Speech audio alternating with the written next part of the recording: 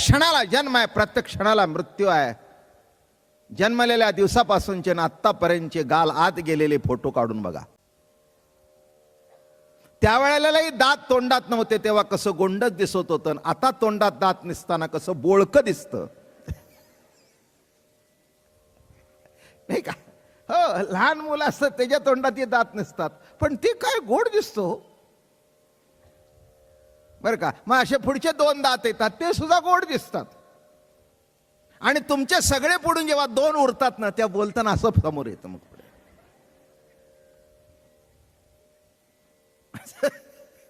किती अवघड आहे नाही का गणित जीवनाचं.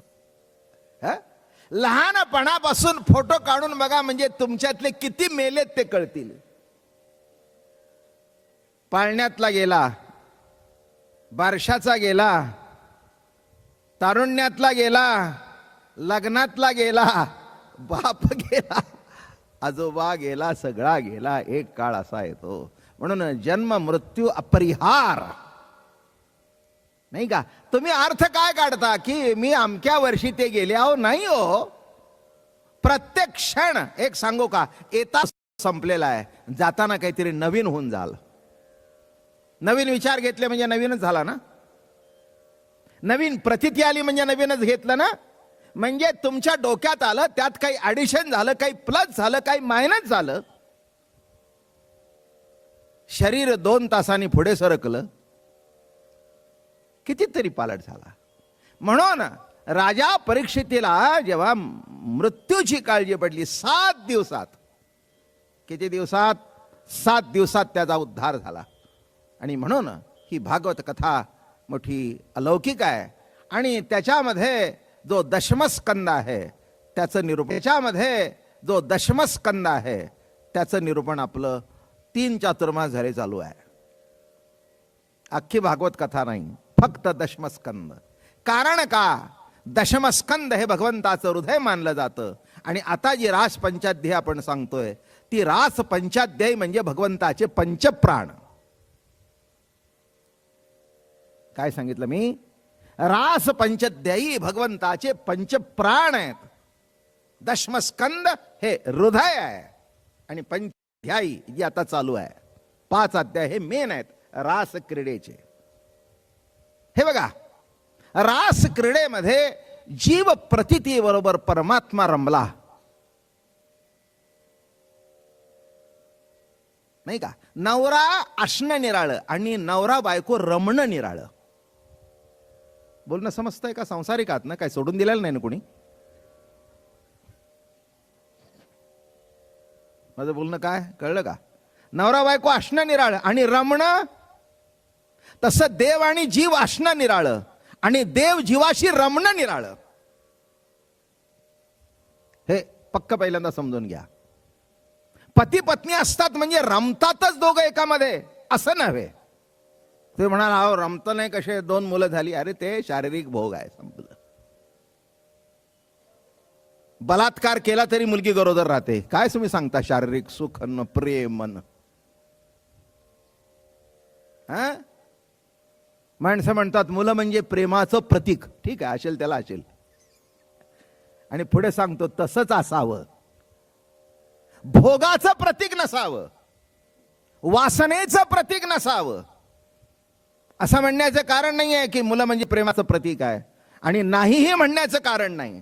दोन्ही बाजूनी सांगितलं. काय तुम्हाला वाटत असेल 2 मुलं झाली म्हणजे प्रेम आहे? समजू नका. कितीतरी आपण पेपरमध्ये वाचतो, तिच्यावर बलात्कार घडला आणि ती मुलगी गरोदर राहिली.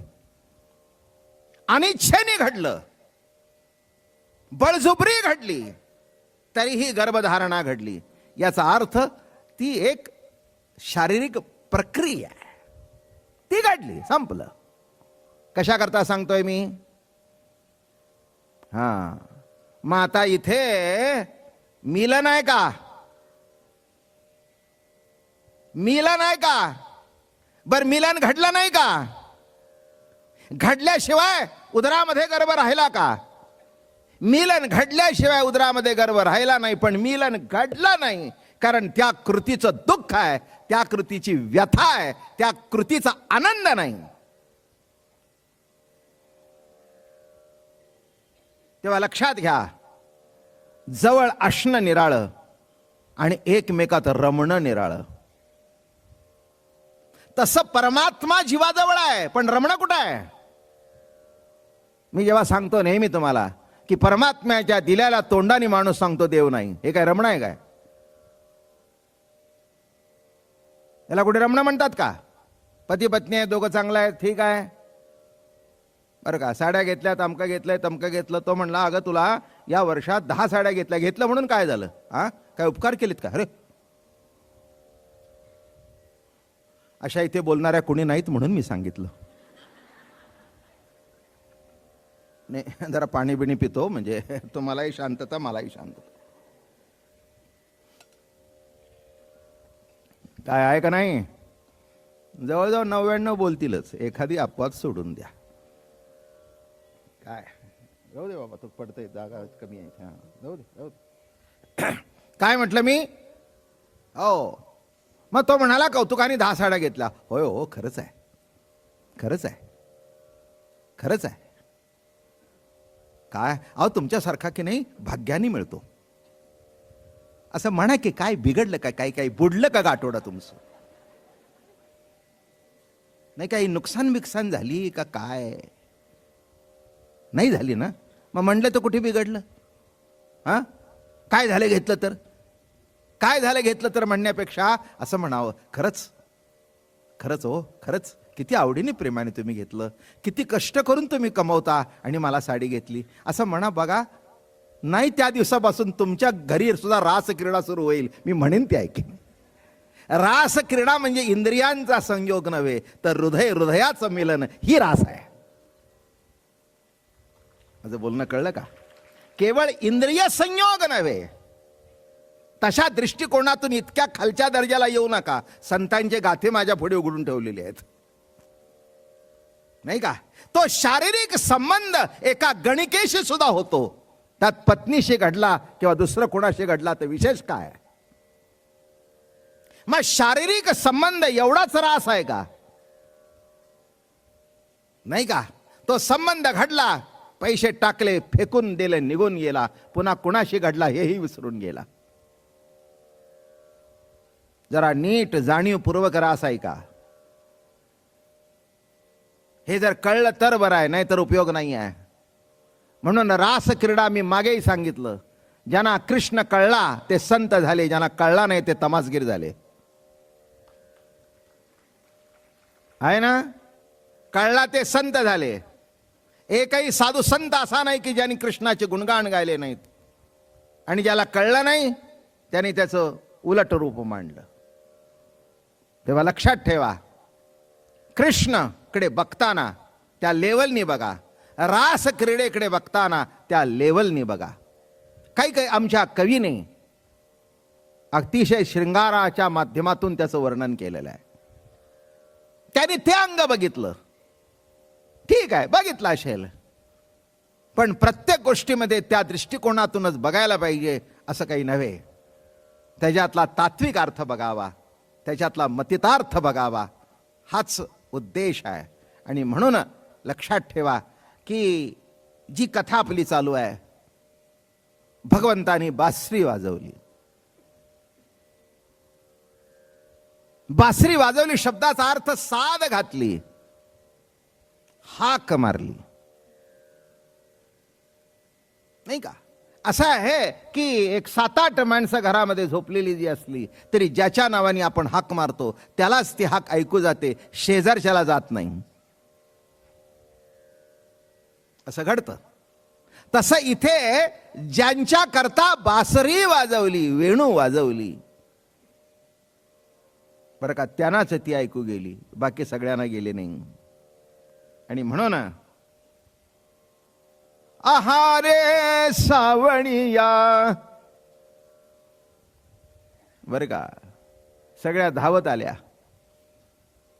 तुझ्या मुरलीची ध्वनी अकस्मित पडली काणी, विवळ झाले अंतःकरणी, विवळ झाले अंतःकरणी, मी घरधंदा विसरले, मी घरधंदा विसरले,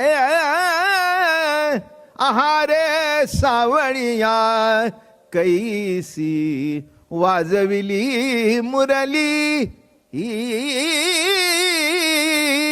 आहारे सावळिया कैसी वाजविली मुरली.